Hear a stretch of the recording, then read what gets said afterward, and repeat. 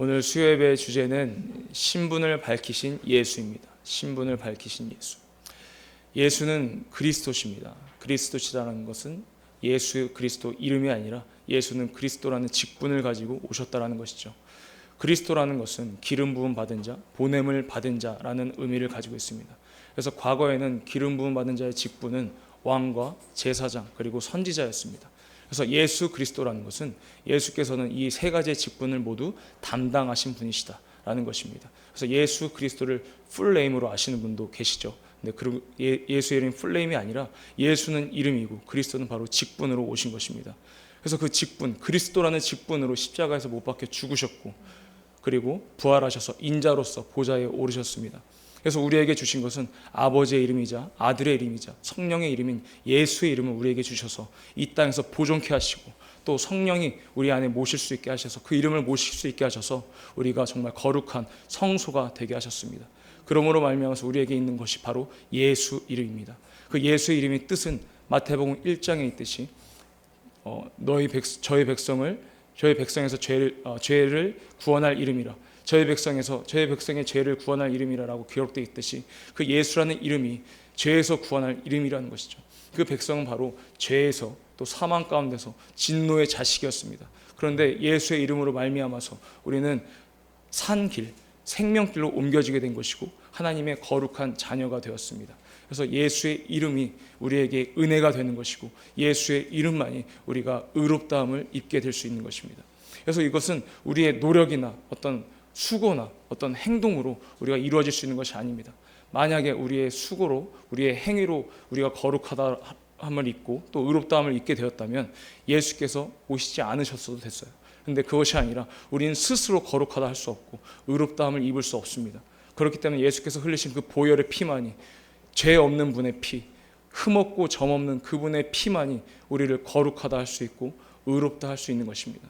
그래서 그 보혈만이 우리에게 은혜가 되는 것이고 그 보혈만이 우리가 거룩함을 입게 되는 것입니다. 그래서 아버지의 뜻은 그 예수의 이름을 부르고 믿는 자, 그 예수의 이름을 믿고 부르는 자는 생명길로 옮겨지는 것이고 그 예수의 이름을 믿고 부르지 않는 자는 바로 사망 가운데 그대로 있게 되는 것이죠. 그래서 예수를 믿지 않아서 예수께서 지옥에 보내는 것이 아니라 이미 우리는 지옥의 자식, 지옥에 가는 길에 머물러 있던 자였기 때문에 예수께서 오셨으므로 우리가 그 예수의 이름을 믿고 부르면 생명길로 옮겨지는 것입니다. 이것이 바로 아버지의 뜻이라는 거예요. 예수를 보고 믿는 자마다 멸망치 않고 영생을 이루게 하는 것, 그것이 바로 아버지의 뜻입니다. 그래서 예수께서는 그 아들은 아버지의 뜻을 이루시기 위해서, 아버지의 뜻을 나타내시기 위해서 이 땅에서 열심으로 죽기까지 복종하셨습니다. 그 아버지의 뜻을 나타내시기 위해서. 그래서 그 아들은 아버지의 뜻만을 나타내시려고 하셨죠. 근데 이 뜻이 바로 무엇이냐? 내 피를 먹고 내 살을 먹으라는 것입니다. 그로 말미암아서 구원을 얻고 생명, 영생을 얻으라는 것이죠.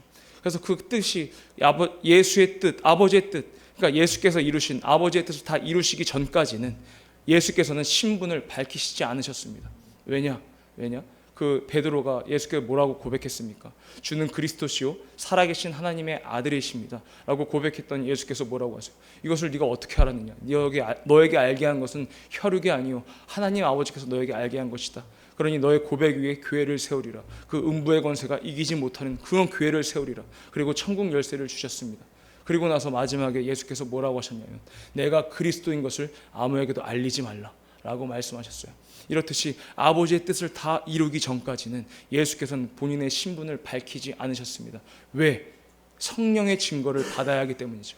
성령께서 증거하셔야만이 변치 않고 성령께서 증거해 주셔야지만이 예수를 잘 아시는 분은 바로 성령님이시기 때문입니다. 베드로가 아무리 예수와 함께 있었고 베드로가 그런 고백을 했다 치지만 사람이기 때문에 사람의 증거는 변할 수가 있고 사람의 증거는 베드로도 지금 확실치 않은 상태에서 그런 고백을 했다라는 것이죠. 그래서 예수께서는 성령이 오셔야지만이 그가 오셔야지만이 나를 증거하신다는 것입니다. 그래서 그때까지 그 제자들에게 뭐라고 하십니까? 예루살렘에서 기다려라. 내가 너에게 이른 것을 아버지에게 받은 것을 너에게 줄 때까지 예루살렘에서 기다리라고 하신 것이 바로 성령을 받기까지 기다리라는 것입니다. 그래서 너희가 성령을 받으면 온 유대와 사마리아 땅끝까지 이르러 내 증인이 되리라. 너희가 성령을 받으면 내 증인이 되리라고 말씀하신 것이죠. 그래서 성령을 받아야지만이 참된 증인이 될 수 있다는 것입니다. 그래서 예수께서는 성령이 오시기 전까지는 너희 나를 증거하지 말라. 그래서 성령을 받으면 나를 증거하라라고 말씀하셨어요. 그런데 예수께서 딱 한 장면에서 한 장면 신분을 밝히신 그 장면이 있습니다. 한 여인에게 신분을 밝히세요. 그 여인이 저는 그리스도를 기다리고 있습니다. 저는 메시아, 우리의 구원자를 기다리고 있습니다. 라고 얘기했더니 예수께서 내가 그리스도다. 내가 메시아다. 내가 그다. 라고 말씀하십니다. 그 장면이 어디냐면 요한복음 4장입니다. 여러분 너무 잘 알고 계시죠? 요한복음 4장 25절 보겠습니다. 요한복음 4장 25절 26절입니다. 이 여자는 메시아 그리스도를 기다리고 있었어요. 그래서 25절에서 이 여인이 이제 예수님께 말하는 것입니다. 다 같이 합독하시겠습니다. 시작. 여자가 가로되 메시아 곧 그리스도라 하는 이가 오실 줄을 내가 아노니 그가 오시면 모든 것을 우리에게 고하시리이다. 예수께서 이르시되 내게 말하는 내가 그로라 하시니라. 예수께서 신분을 밝히셨습니다. 내가 메시아야. 내가 구원자다. 내가 그리스도다. 내가 왕과 제사장과 선지자의 직분을 모두 담당할 너희들을 구원시킬 구원자다 라고 예수께서 말씀하신 것입니다. 친히. 왜 이 여인에게 말씀하셨을까요? 앞에 보면 그 베드로에게 제자들에게도 말씀하시지 않으셨습니다. 그 신분을 밝히지 않으셨어요. 근데 왜 이 여인에게 밝히셨습니까? 이 여인이 바로 사마리아 여인입니다. 여러분들이 너무나 잘 알고 있는 사마리아 여인이에요. 사마리아 여인에 대해서 오해를 좀 풀기 원합니다. 사마리아 여인에 대해서 여러분 너무 잘 알고 계시지만 혹시나 오해를 하고 계신 분들 계실까봐 말씀을 드리면 지금 많은 사람들이 두 가지 오해를 하고 있어요. 사마리아 여인은 부도덕한 여인이다. 부도덕한 여인이다. 또 한 가지는 남편에게 5번이나 버림받은 여인이다. 남편에게 희생당한 여인이다. 라고 이렇게 오해를 두 가지 아주 큰 두 가지를 오해하고 있습니다. 근데 이것이 아니죠. 이것이 아닌 것을 이제 성경을 통해서 오늘 한번 함께 확인해 보길 원합니다. 자, 이 사마리아와 유대라는 땅을 먼저 알아야 되는데 이 사마리아는 북이스라엘의 수도였습니다. 그래서 유대 남유다와 북이스라엘이 나뉘었죠. 왜 나뉘었냐면 솔로몬이 이제 예루살렘 성전을 지을 때 그것을 다 짓지 못하고 르호보암 그 아들이 성전을 짓게 되었습니다. 그랬더니 르호보암이 뭐라고 합니까? 내 부친은 채찍으로 다스렸지만 나는 정갈로 다스리리라. 그래서 더 이상 너무 힘든 그 백성들이 이제 이스라엘이라는 그 이름을 가지고 나가서 나라를 세운 것이 바로 북이스라엘입니다. 그래서 남아있는 자들 그 열 지파는 나갔죠. 10족속은 나갔습니다. 그래서 2족속이 남았는데 그 2족속이 남은 그곳이 바로 남유다예요. 남유다. 그래서 이 유대인들, 유대 땅에 있는 자들 바로 남유다 사람들입니다. 그래서 유대 사람들은 이 사마리아 사람들을 경멸하고 별로 이렇게 불결하게 생각했어요. 왜냐? 북이스라엘은 외부의 침략이 많았습니다. 그래서 강대국이 북이스라엘을 침략했기 때문에 그들이 어떤 정책을 펼쳤냐면 혼혈 정책을 펼쳤어요. 그래서 피들이 섞였단 말이죠. 그래서 피가 섞였기 때문에 참 유대인이 아니라 피가 섞인 이스라엘 백성들이 있는 것입니다. 그렇기 때문에 유대인들이 그 사마리아 땅을 불결하게 생각하는 거예요. 왜냐하면 그 피가 섞였기 때문에. 그래서 유대인들은 이 갈릴리로 가는데 사마리아가 그 중간에 있습니다. 그래서 그것을 통과해서 가지 않고 돌아서 갑니다. 왜냐하면 그 땅이 불결하기 때문에 그 사람들을 마주치기도 불결하다는 것이죠. 그래서 사마리아 사람들과는 이 말도 섞지 않습니다. 그래서 유대인들이 그렇게 지나갔습니다. 그런데 예수께서는 어떻게 하시느냐? 예수께서 모든 것을 다 알고 계시죠. 사마리아가 어떤 곳이고 사마리아 사람들이 어떻게 지금 지내고 있는지를. 그랬더니 예수께서는 요한복음 4장 4절 보겠습니다. 4절에 사마리아로 통행하여야 하겠는지라. 예수께서 직접 친히 사마리아로 지나서 갈릴리로 가신다는 것입니다. 이 사마리아로 왜 굳이 가셨을까요? 누구를 만나기 위해서? 이 여인을 만나기 위해서라는 거예요. 이 여인이 무엇을 했길래? 이 여인이 어떤 자길래? 앞에서 오해했듯이 그 부도덕한 여인? 아니면 남편에게 5번이나 버림받은 여인? 그 여인을 만나기 위해서 예수께서 찾아가셨을까요? 우리 성경을 통해서 한번 확인하기 원합니다. 이렇게 사마리아를 통행하여 하겠는지 예수께서 직접 친히 그 우물가에서 기다리고 있었습니다. 이 여인을. 그래서 여인을 만나자마자 이제 예수께서 말씀하시죠. 내게 물을 좀 달라. 내게 물을 좀 달라. 그랬더니 예수께서 물을 좀 달라 했더니 사마리아 여인이 놀랍니다. 왜 놀라느냐? 어떻게 유대인이 사마리아 나하고 이렇게 상종을 하십니까? 나에게 어떻게 물을 달라 하십니까? 이렇게 놀란단 말이죠. 그래서 이렇게 쭉 밑에 내려다 보면 이제 이 사마리아 여인이 주여 주여 하면서 랍비여 정도, 선생이여 이 정도까지 아는 것 같아요. 이 예수를 아예 예수가 어떤 분인지 잘 모르고 있습니다. 아직까지는. 그래서 이 물을 예수께서 13절에 예수께서 대답하여 가라사대 이 물을 먹는 자마다 다시 목마르려니와 내가 주는 물을 먹는 자는 영원히 목마르지 아니하리니 나의 주는 물을 그 속에서 영생하도록 솟아나는 샘물이 되리라. 이 말을 듣고도 사마리아 여인은 그냥 랍비 정도만 아는 것입니다. 선생 정도만 아는 것이에요. 그래서 저도 그럼 그 물을 저도 먹겠습니다. 저도 그 목마르지 않게 해주세요 라고 사마리아 여인이 얘기했더니 예수께서 16절에 가서 내 남편을 불러와라 합니다. 그랬더니 여자가 뭐라고 대답합니까? 17절에 나는 남편이 없나이다. 예수께서 가라사대 네가 남편이 없다 하는 말이 옳도다. 네가 남편이 5이 있었으나 지금 있는 자는 내 남편이 아니니 네 말이 참되도다. 네 말이 옳도다. 네 말이 참되도다. 네 남편이 5이 있었다. 5이 있었다. 지금 너와 함께 있는 그 자도 남편이 아니다 라고 말씀하시는 거예요. 이 장면이 어디서 또 나옵니까? 이 장면을 우린 기억하셔야 됩니다. 이 장면이 어디서 나오냐면 마태복음 22장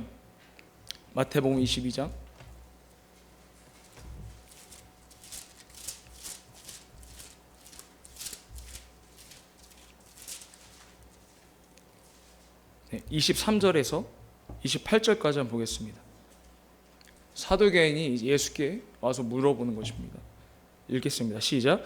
부활이 없다 하는 사두개인들이 그날에 예수께 와서 물어가로되 선생님이여 모세가 일렀으되 사람이 만일 자식이 없이 죽으면 그 동생이 그 아내에게 장가들어 형을 위하여 후사를 세울지니라 하였나이다. 우리 중에 7형제가 있었는데 마지 장가들었다가 죽어 후사가 없으므로 그의 아내를 그 동생에게 끼쳐두고 그 둘째와 셋째로 7째까지 그렇게 하다가 최후에 그 여자도 죽었나이다. 그런즉 저희가 다 그를 취하였으니 부활 때에 7 중에 네 아내가 되리이까. 아멘.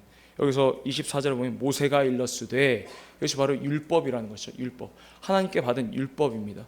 이 율법이 무엇이냐면 첫째 형이 이제 결혼을 하고 잘 살다가 형이 죽었습니다. 근데 자식을 놓지 못하고 죽었어요. 그러면 둘째 동생이 그 이제 형수와 다시 결혼을 해서 아이를 낳아야 되는 것입니다. 왜냐하면 그 가문을 잇기 위해서. 이것이 바로 율법이라는 것이죠. 그래서 신명기 25장 5절 보겠습니다. 신명기 25장 5절 6절까지 한번 읽어볼게요. 시작. 형제가 동거하는데 그 중 하나가 죽고 아들이 없거든 그 죽은 자의 아내는 나가서 타인에게 시집가지 말 것이요 그 남편의 형제가 그에게로 들어가서 그를 취하여 아내를 삼아 그의 아내의 눈물을 그에게 다 행할 것이요 그 여인의 낳은 첫 아들로 그 죽은 형제의 후사를 잇게 하여 그 이름을 이스라엘 중에서 끊어지지 않게 할 것이니라. 아멘. 이것이 바로 하나님이 이스라엘 백성에게 주신 율법입니다. 아까 북이스라엘은 원래 이스라엘 백성들이었죠. 그래서 북이스라엘도 율법을 받은 자들이에요. 그러면 이 사마리아 여인은 어떤 자예요? 부도덕한 자예요? 남편에게 희생당해서 버림받은 자예요? 아니죠. 어떤 자입니까? 율법을 지키는 자예요. 율법을 지키는 자입니다. 우리 다시 이 본문으로 돌아와서 요한복음 율법을 지키는 자입니다. 그래서 하나님의 이 말씀 율법을 지키다 보니까 이곳이 어떤 곳입니까?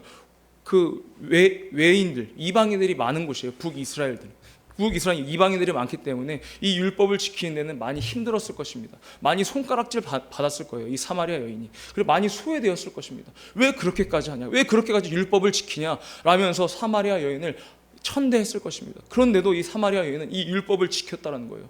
나에게 있는 그 법, 하나님이 우리에게 주신 법, 그건 다른 건 잘 모르겠지만 내 이것만큼은 내가 지키리라 하면서 이 사마리아 여인은 이 율법을 지키는 자였다는 것입니다. 이 율법을 지키는 자였기 때문에 예수께서 이 여자를 찾아가신 거예요. 예수께서 하신 행동이 바로 하나님의 뜻을 나타내시는 것이죠. 하나님이 이 여인을 사랑하시는 것입니다. 왜? 하나님께서 주신 그 법을 이 여인은 어떤 상황이더라도 이 법을 지켰다라는 것입니다. 그것을 어떻게 알 수 있습니까? 바로 여자가 남편이 없다라고 예수께서 말하니까 놀라죠. 당신은 선지자입니다. 어떻게 아셨습니까? 바로 19절에 놀랍니다. 그러자마자 바로 20절에 뭐라고 물어봐요? 예배는 어디서 드려야 합니까? 예배는 어디서 드려야 합니까? 내가 하나님의 율법을 이렇게 지키고 있는데, 내가 우리의 조상 그리심산에서 내가 예배 드려봤고, 그러면 너희들 유대인들은 예루살렘에서 예배를 드리라고 하는데 도대체 어디 가서 하나님의 얼굴을 뵐 수 있냐라고 선지자라고 생각이 드니까 바로 예수에게 이걸 물어보는 것입니다. 왜 물어봤어요? 항상 그런 갈급함이 있었다는 거예요. 내가 어디 가서 예배를 드려야 하는지, 내가 지금 율법을 지키면서 사람들에게 손가락질 당하고 천대받고 소외당하고 있는데 이렇게 율법을 지키면서 사는 것이 맞는지에 대한 그런 궁금증과 갈급함이 있었다는 것이죠, 이 여인에게. 근데 이 여인이 바로 선지자라고 딱 보자마자 이 예수께 물어보는 것입니다. 그러면 예배는 어디서 드려야 합니까? 우리의 조상들은 그리심산에서 드리라고 하는데, 유대인들은 예루살렘에서만 예배를 드리라고 하는데 도대체 어디 가서 예배를 드려야 합니까? 라고 예수께 물어봤다는 것입니다. 그랬더니 예수께서 뭐라고 하십니까? 여자여, 내 말을 믿으라. 이 산에서도 말고 예루살렘에서도 말고 너희가 아버지께 예배할 때가 이르리라. 어떻게 예배하는 것이냐? 바로 신령과 진정으로 예배할 때가 온다는 것입니다. 우리가 신령해질 수 있는 건 어떻게 신령해질 수 있어요? 성령으로 말미암아 우리가 신령해질 수 있는 거예요. 우리가 진리는 누가 우리를 진리 가운데로 인도하십니까? 성령이 바로 진리 가운데로 우리를 인도하시는 거예요. 그래서 성령으로 예배할 때가 온다는 것입니다. 성령으로 예배할 때가 오나니 너는 여기도 가지 말고 저기도 가지 말고 예수의 이름을 부르면서 예배를 드리라는 것입니다. 예수님께서 누구에게 예배에 대해서 가르친 적이 이번이 최초입니다. 최초. 이 사마리아 여인은 이렇게 사랑을 받은 거예요. 이 사마리아 여인은 예수께서 어떤 제자에게도 어떤 사람에게도 예배를 이렇게 드리라고 말하신 장면이 없습니다. 예수께서는 이 사마리아 여인을 굳이 찾아가셔서 이 여인을 사랑하셔서 이 여인에게 예배는 이렇게 드리는 거야 라고 알려줬다는 것이죠, 처음으로. 그랬더니 여자가 이때까지도 뭐라고 해요? 25절에 여자가 가로되 나는 메시아를 기다리고 있어요. 선지자 당신께서 그렇게 얘기하시지만 난 그래도 이 메시아를 기다리고 있어요. 난 그리스도를 기다리고 있어요. 메시아, 그 그리스도가 오시면은 이 모든 것들이 다 해결됩니다. 나에게 이 갈급함과 나에게 있는 갈증들이 해결됩니다 라고 말하고 있는 거예요, 사마리아 여인은. 그랬더니 예수께서 뭐라고 하십니까? 예수께서 이르시되 내가 말하는 내가 그로라. 내가 그다. 내가 사랑해서 너를 찾아왔다는 거죠. 왜? 이 말씀을 그렇게 지키고 있었기 때문에. 이 말씀을, 그때 받은 그 율법을 그렇게 손가락질 당하고 어떻게 천대를 받아도 그 상황 가운데서, 이방인들 가운데서 이 말씀을 지키며 사는 그 여인을 하나님께서 사랑하신다는 것이죠. 그래서 그 여인을 사랑하셨기 때문에 예수를 그곳으로 보낸 것입니다. 예수께서 직접 찾아가신 것입니다, 이 여인을 보기 위해서. 그래서 여인이 어떻게 합니까? 그걸 딱 듣자마자 28절에 여자가 물동이를 버려두고 동네에 들어가서 사람들에게 이르되, 물동이를 버려뒀다라는 건 이 여인의 전부를 버려두고 가는 거예요. 여인의 전부를, 내가 기다리던 예수, 내가 기다리던 메시아, 내가 기다리던 그리스도가 내 눈앞에 딱 나타나니까 내가 갖고 있던 전부를 버려두고 그 수가성으로 들어가는 것입니다. 들어가서 어떻게 합니까? 전도를 하는 거예요. 많은 사람들이 와서 봐라 내게 행했던 그것들을 아는 자, 그리스도가 왔다, 메시아가 왔다 라고 전도를 하는 것입니다. 예수를 보고 그리스도를 만난 사람들은 바로 이렇게 행동이 나와야 한다는 것이죠. 그래서 어떻게 됩니까? 그 수가성에 있던 모든 자들이 바로 나와서 예수를 맞이하고 그리스도를 맞이하고 메시아가 있는 것을 압니다. 그래서 이틀 동안 더 유하여 주시옵소서 라면서 예수의 말씀을 들으면서 더욱더 믿음이 생기지라. 뒷구절에 나와요. 이렇듯이 우리는 이 사마리아 여인을 통해서 우리에게 말씀하시는 것이 무엇이냐, 어떤 상황이더라도 우리의 믿음이 흔들려서는 안 된다는 것이죠. 이 말씀을 계명으로 지킬 때에 우리가 하나님의 사랑을 받는다는 것입니다. 이 사마리아 유대인들이 그렇게 멸시하고 불결하게 생각했던 그 북이스라엘에 있는 사마리아 여인을 예수님께서 찾아가신 것입니다. 이제 여인이 어떤 여인이었다고요? 그 율법을 지키는 자였어요. 첫째 남편이 죽고 어떤 사정이 있겠죠. 그 사정은 모르겠어요. 왜 5번째까지 6번째까지 남편이 바뀌었는지. 하지만 그 남편이 바뀌면서까지 그 여인은 율법을 계속해서 지켰던 것입니다. 왜? 가문을 지키려, 이스라엘 이름을 끊이지 않게 하기 위해 그 율법을 지킨 것이죠. 그 율법을. 그래서 우리는 하나님의 말씀, 그 요한복음에도 나와 있잖아요. 내 계명을 지키는 자라야 나를 사랑하는 자니 그에게 나를 나타낼 것이다. 예수를 사랑하면, 그를 사랑하면 계명을 지키는 것입니다. 계명을 지킬 때 예수께서 나에게 예수를 나타내 주신다는 것이죠. 그것이 바로 성령 충만인 것입니다. 성령 충만이 내가 감정적으로 뭔가 뜨거워지고 이런 것이 아니라 나를 통해서 예수가 나타나는 것, 그것이 바로 성령 충만이라는 것이죠. 그거는 어떻게 하면 되느냐? 예수를 사랑하고 예수를 사랑함으로 계명을 지키는 자에게 예수를 나타내 주신다는 것입니다. 성령 충만하게 된다는 것이죠. 이것이 우리가 정말 해야 할 신앙생활의 모습입니다. 그래서 이 사마리아 여인은 부도덕한 여인도 아니고 남편에게 버림받은 여인도 아닙니다. 이 사마리아 여인은 율법을 지킨, 어떤 상황이 오더라도 율법은 지킨 그런 여인입니다. 그런 여인에게 하나님께서 사랑을, 은혜를 주셔서 그 예수께서 찾아가신 것입니다. 우리 신앙생활의 대표는 마찬가지죠. 뭐하러 그렇게 침례를 해? 그냥 간결하게 그냥 간소화해서 세례 주면 되잖아 라고 하면서 침례를 믿고 예수께서 하신 그 명령이라는 것을, 침례라는 것을 받아들이고 그걸 지킨 자들이, 순교한 자들이 얼마나 많습니까? 그것을 지킨다는 거예요. 예수의 명령을, 예수께서 하신 그 계명을 지키는 것입니다. 그래서 우리는 침례교회라는 거예요. 침례교회. 우리의 신앙생활도 마찬가지죠. 뭐하러 그렇게 신앙생활 열심히 해? 그냥 대충 해. 그렇게 열심히 하다 보면은 네가 신앙생활 열심히 하면 그 이단에 빠질 수도 있어. 사이비가 될 수도 있어. 그냥 건성건성해 라면서 주변 사람들이, 이방인들이, 예수 믿지 않는 자들이 우리를 핍박합니다. 뭐라고 합니다. 어리석다고 생각합니다. 하지만 그럼에도 불구하고 예수께서 하신 이 말씀들, 진리의 말씀들을 우리가 지켜나갈 때에 하나님의 사랑을 듬뿍 받는다는 것이죠. 직접 찾아오십니다. 근데 우리는 이미 하나님의 사랑을 듬뿍 받은 자들이에요. 예수의 이름이 있습니다. 이 사마리아 여인은 예수 이름이 없었기 때문에, 율법 아래에 있었기 때문에 예수께서 찾아가셨지만, 이제는 우리는 예수 이름이 우리에게 있습니다. 그 예수의 이름을 말미암아서 우리는 계명을 지켜서 우리에게 예수가 나타나기만 하면 되는 거예요. 예수가 나타나기만 하면 되는 거예요. 그 생명의 말씀이, 능력의 말씀이 나에게서 나타나기만 하면 되는 것입니다. 무엇으로 인해서? 예수를 사랑함으로 인해서. 예수를 사랑하고 하나님을 더욱더 사랑함으로 인해서. 그래서 나를 사랑하는 자는 나를 만날 것이요, 나를 간절히 찾는 자가 나를 만날 것이요, 나를 사랑하는 자가 나의 사랑을 입을 것이요, 잠언에 나와 있잖아요. 그래서 우리는 예수를, 하나님을 더욱더 사랑해야 되는 것이고 하나님을 더욱더 간절히 찾아야 되는 것입니다. 그래서 예수께서 나에게 하신 그 말씀들, 내게 성령께서 정말 감동케 하시는 그런 말씀들, 그런 말씀들을 내가 기억하고 또 그 계명들을, 이 성경을 보면서 그 말씀들을 지켜갈 때에 하나님께서 우리에게 사랑을 듬뿍 주신다는 것입니다. 우리 이 시간 기도하기 원합니다. 우리가 정말 기도할 때에 내가 어떤 상황이 오더라도 내 믿음을 끝까지 지켜서 정말 믿음 따라 살고 믿음 따라 죽음으로써 하나님께 정말 사랑받는 우리 교회가 되길 원합니다. 정말 내가 어떤 상황이 오더라도 내게 주신 그 계명, 내게 주신 그 말씀을 끝까지 지키는 우리 교회가 되길 원합니다. 나 영혼이 되길 원합니다. 이 시간 예수여 세 번 부르시고 우리 간절히 기도하시겠습니다. 예수여!